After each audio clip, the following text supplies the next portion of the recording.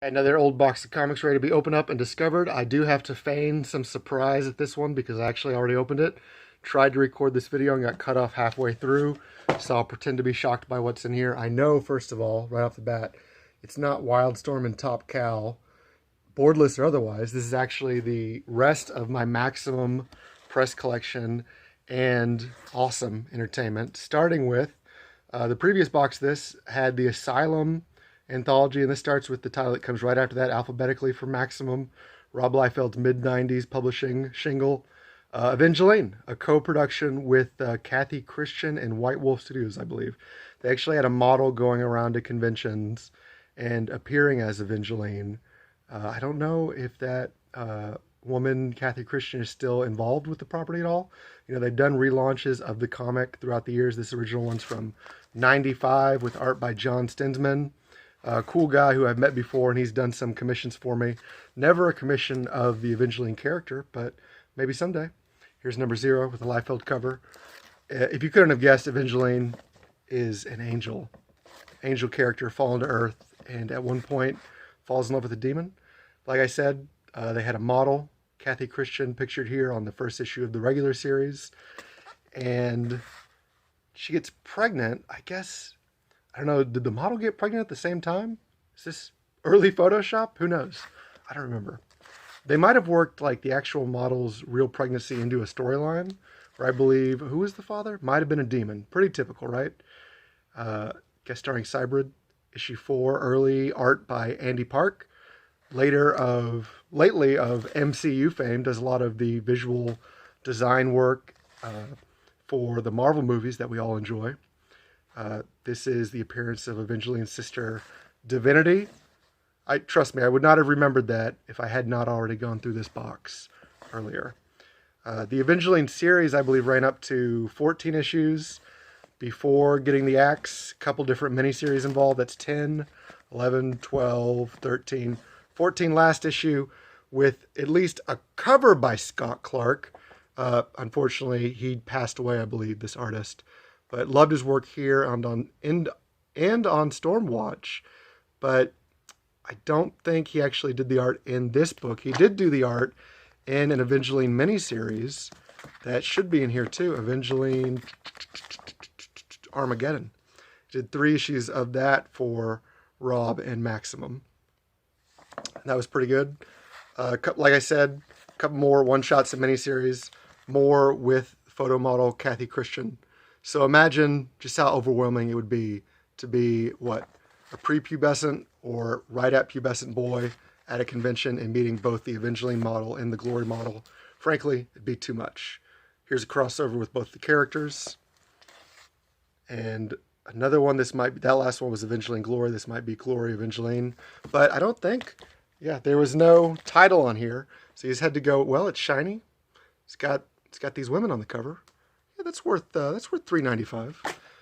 That's the typical price for a book now in AD 2019, but back in 95, 96, it was almost double what you'd be paying for, you know, typically you see here, $2.50 cover price. Still a lot.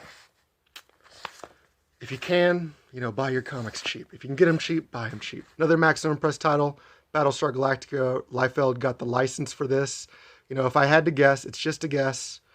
I don't think the license for Star Wars would have been available, but if you can't get Star Wars, 70s kids also remember this one, and Liefeld is definitely a 70s kid. He still posts on Twitter about, you know, the books, the movies, everything he was enjoying when he was a kid, and it must have been a thrill for him to get the chance to put out some officially licensed materials from his favorite properties in the 90s. I'm not the world's biggest Battlestar Galactica fan, but I was a bit of a Liefeld and Extreme Studios, Maximum Press, awesome completist. So I have all of these anyway, although I couldn't tell you what happens in most of them. Still, prized parts of my collection. Let's see here. Black Flag. I think I originally read this in 3rd, 4th, 5th grade, somewhere in there. And I remember there was a letter in one of these comics. Someone said, they told the artist Dan Fraga, you have the sensibilities of an 8th grader, something along those lines, maybe not that gentle. And Dan was like, I think 8th graders are cool. Thanks for comparing me to one. And I was like, yeah, 8th graders, much more mature than me in 4th or 5th grade. But I love this Black Flag series. This was an early comic that inspired me to draw myself. And like Stinsman, I've met Dan at conventions. He's done commissions for me, commission art creations, and very friendly guy. So can't say enough good things about Black Flag. Changed to Black Seed. I think he's going to go back to Black Flag if he ever does a new series. He's mentioned kickstarting one before. I hope he does, because I would buy it. Anyway, Cybrid. Don't know much about this one. He showed up in Evangeline, Asylum, an early Extreme Tour book, but don't know much about him. Don't remember much about him. No, I remember nothing about Darkseid. Is this the character Darkseid next to Evangeline here? I do like the haircut Evangeline's got on this one. Devlin, I think this is the demon Evangeline fell in love with and had a kid with, but I could be misremembering that. Maybe she had a kid with the priest. I forget. Another fun haircut for Evangeline. Another Evangeline Glory crossover, the Goddessy. Get it? Lady Pendragon. This one's a one-shot, but this was an early effort from Matt Hawkins, who I've also met at conventions, and he's a cool dude, and he signed a bunch of different Lady Pendragon comics for me that I picked up in later years. This is the only one I have from back in the day when it was actually being published. I picked them up in back issues later on. Law and Order. Remember nothing about this. It's just quick 2-issue series from Maximum Press. What do they say? If you can't get Joe Madureira on art, you call Roger Cruz. If you can't get Roger Cruz, you call this guy, Fabio Laguna. I think that's how it went. Sort of like if you can't get J. Scott Campbell, you call Al Rio. Passover. The character's name is Passover. The comic itself is a celebration of Passover. Power Rangers Zeo, art by Todd Knock and who was it? Norm Rapmund. Met both these guys at convention. I saw ads for issues 2, 3, and 4 of this. They were never published, but Todd did tell me in person there is completed art for at least issue 2, and I wouldn't be surprised if even more issues have been completed but just never published. And again, since it's a licensed title at this point, it's unlikely that art will ever see the official light of day, although, it still exists as original art. If you see Todd in person, maybe he's got some on him you could buy. Maybe. No guarantees. Priest, another character. Passover, Darkseid, Priest. All the Evangeline spinoff characters got their own series. Fun little one-shot, Santa the Barbarian, originally a trading card packaged with a Wizard magazine. And, enough of an idea there. You know the entire plot based on the title, Santa the Barbarian. You know what's going on here.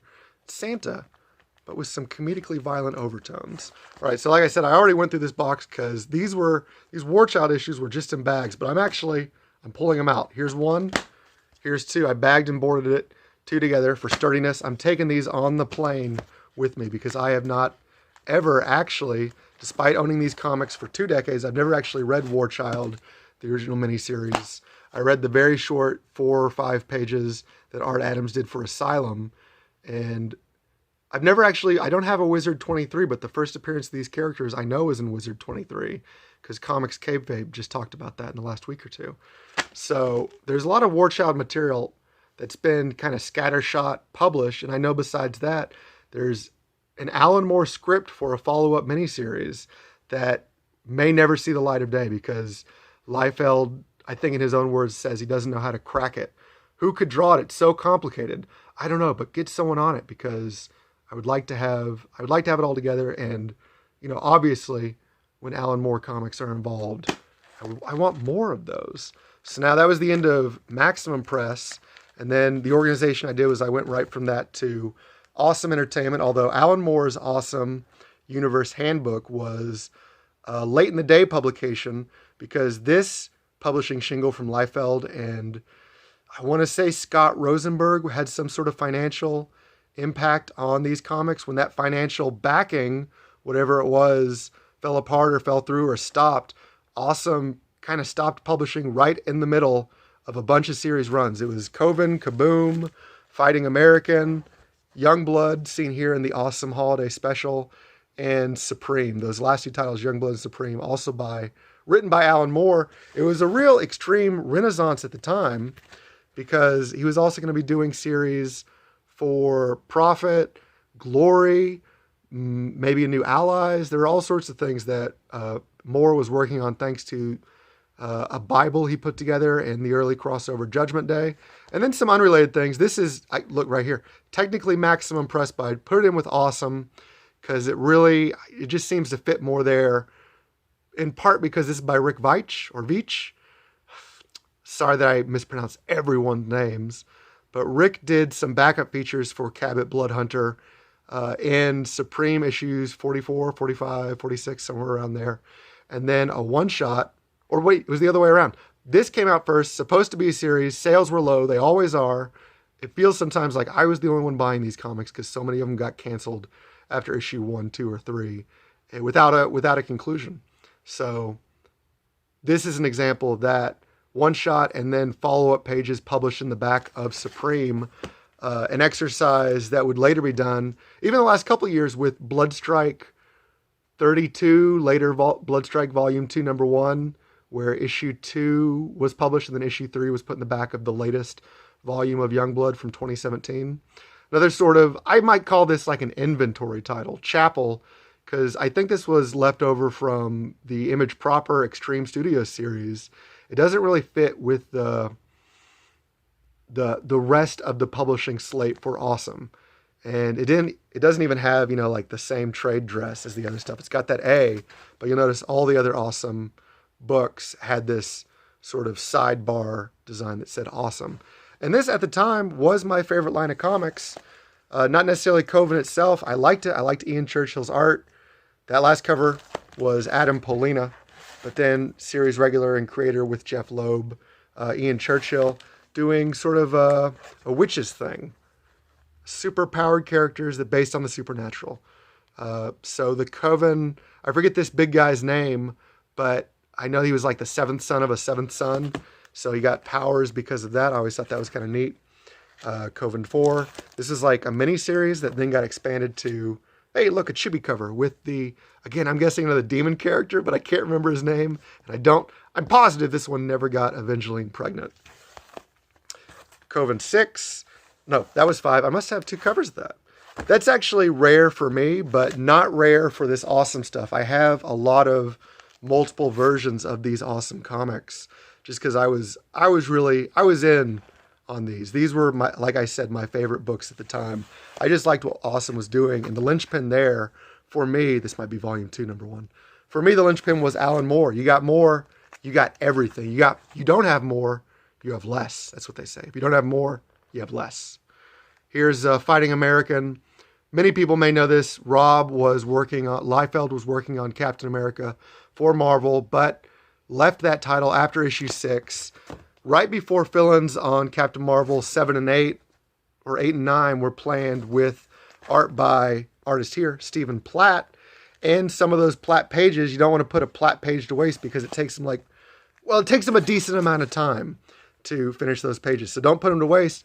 Rather than never publish them, how about you just license another Star-Spangled character, the Fighting American, also created by Joe Simon and Jack Kirby. Get involved in a big lawsuit with Marvel. Have it be ruled that the Fighting American cannot throw his shield, but that's okay. You can still use those Platt pages. So there was those 2 miniseries. The first one, 2-issue series, Fighting American Rules of the Game, and a follow-up, Dogs of War, that I still have not yet read, but that is more Stephen Platt art. So someday I think worth checking out. Although I wonder, did all 4 issues of that ever come out? It might have been just the first 2 or 3.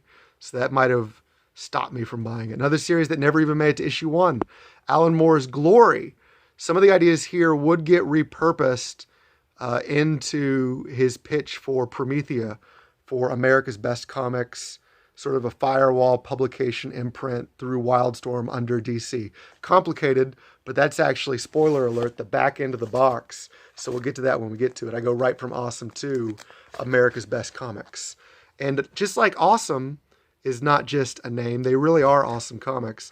America's Best Comics, I would argue, is not just a name. They probably, in my eyes, I'll make an argument for America's Best Comics literally being America's Best Comics. Another, Judgment Day crossover, Judgment Day source book, and now Judgment Day proper. So here, this is Alan Moore's attempt to sort of create a cohesive, extreme universe in the wake of no longer being a part of the Image universe proper. And got some covers by Dave Gibbons here. Judgment Day Alpha, that's number 1. Omega, that's number 2. And Final Judgment, as you can see here, that's number 3. And a real coterie of America's best comics artists and the world's best comics artists on this. Not just the covers here from Adam Polina and Dave Gibbons, but also work in there. But you see up here, Gil Kane, some of his last published work, I think, was this story. But then also, did they put the names up? No, just Alan Moore's name, big. But there are a bunch of other artists in here, such as Jeff Johnson, Stephen Platt again, Liefeld, of course, doing the majority of the art. A lot of great stuff, though, that was building Chris Sprouse. It was building the scene for awesome launches that never launched, unfortunately. But another thing, unrelated to the Alan Moore stuff, Kaboom! From Jeff Loeb, Jeff Matsuda, starring Jeff something. I thought that was funny. It's Jeff Loeb, J-E-P-H, Jeff Matsuda, J-E-F-F, and the title character, Jeff, G-E-O-F-F. And as a kid, I even mispronounced that. I would say it Geoff, because I'm an idiot. Kaboom. I forget the plot. He's got explosion powers. That's a pretty safe bet, right? Gauntlets that allow him to do explosion-y things. So there were those 3 issues in the miniseries, and then before they could do a regular series, I think that was the plan, Awesome stopped publishing. So Matsuda, he landed on his feet. He went on to do a lot of animation work and was a head producer of some sort on, I believe, the Batman cartoon series. Not Batman the animated series, the Batman animated series. Don't get it twisted.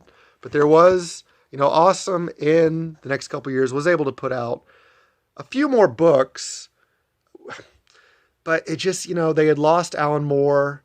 And there was some good stuff here, like this follow-up series by Jeff Loeb and Karen Grant with a Joe Madureira cover here. But it just wasn't the same, guys. It wasn't the same. And then another later publication, Lionheart. I have no idea what this is about. I still don't have issue 1. I actually might have issue 1 in another box somewhere. Prophet, another later publication. This might have been up to 2000. So the heyday of Awesome was like end of 97, beginning of 98. And I think like February 98. The floor fell out from under him. Unfortunate. Crossover with Prophet and Cable, which I guess I must have assumed in organizing this there was some connection to Awesome, so I put it there with this Prophet from Awesome rather than Maximum Press or Extreme. Who knows why? Rejects from Liefeld. It was fun, I guess. There's a lot of influences there, but didn't really take off. Just a preview title, really. Scarlet Crush 1 and 2. Again, right as Awesome's taken off, they got art here from Chris Sprouse again. But this is John Stinsman's title from Evangeline. So he's the one doing all the interior art. Scarlet Crush 2, cover by Brandon Peterson. But still great work. I think, probably there's more out there that he just did not get around to publishing. There's probably more art out there. What I'm trying to say. Six String Samurai, a later publication, again after the financing had fallen through and they were just trying to see what would work. This, I think, based on a movie that I never saw. A crossover between Spider-Man and Badrock with art by Murat Michaels and Dan Fraga, I believe. This is a Fraga cover for sure. Fraga boom. And the linchpin of all the Awesome stuff technically started when Extreme was still part of Image, but only went 2 issues there. I'm glad I got these 2 bagged and boarded because since I was buying everything, I got a good price on these at the time, cover price. If you try to buy them now, they're like $10 each. And there's been some, 43 right at the bottom. There's been some reprinting problems with these. I know there's been collections from Checker Book Publishing in the past of these Alan Moore Supreme comics that unfortunately had some real production quality problems. They did not look good. There was some sort of digital issue with the files. So these original comics look great, but this was a weird time for comic book publishing because they're really moving from, I believe, like offset printing to fully digital files. So it's really tough, I think, for a lot of publishers to publish, especially like these computer colored works that were printed in a way that's just not done 20 years later. But if you can find these books, they're a great read. It's, it's clearly Alan Moore's version of Superman. Shh, don't tell DC. They didn't have to deal with DC to do. But Supreme, ostensibly an egotistical version of Superman. That's like the twist. He's like an angry, cocky, arrogant, super egotistical version of Superman. He's got all the powers of Superman, but he doesn't have the humanity from being raised by Kansas farmers. But Alan Moore kind of tossed all that out the window and made it another chibi cover from Ed McGuinness. And this was unfortunately the last issue, 56, although it did come back for a return a year or so later to collect some of the final Moore issues, publish some of the final Moore issues. But it would take up to like 2008, 9, 10, 11, 12? Might have been 12. Yeah, 2012, I think, was when they finally published Alan Moore's last script as Supreme 64, I want to say, 63 or 64. But again, it was a version of Superman. And you know what I'm going to do? Here's where America's Best Comic starts. I'm going to do a separate video for that. So I'm going to stop the video here because I had so much to say about just not even almost the first half of the box. But, if you read comics, if you liked comics in 1997, 98, 99, 2000, after the 90s boom, if you were still there, these were the best comics. The Moore superhero comics where, here's the thing. I'll end on this. Moore doesn't need Superman himself. Moore is a bigger character than all the characters he writes. He doesn't need your character. He'll write what he wants to write, regardless of who owns the license for the character archetype he's going to write. And that was true for Supreme, and we'll definitely see when we get into this America's Best Comic stuff. It's definitely the case there too. Perfect example. So that'll be the next one. All right.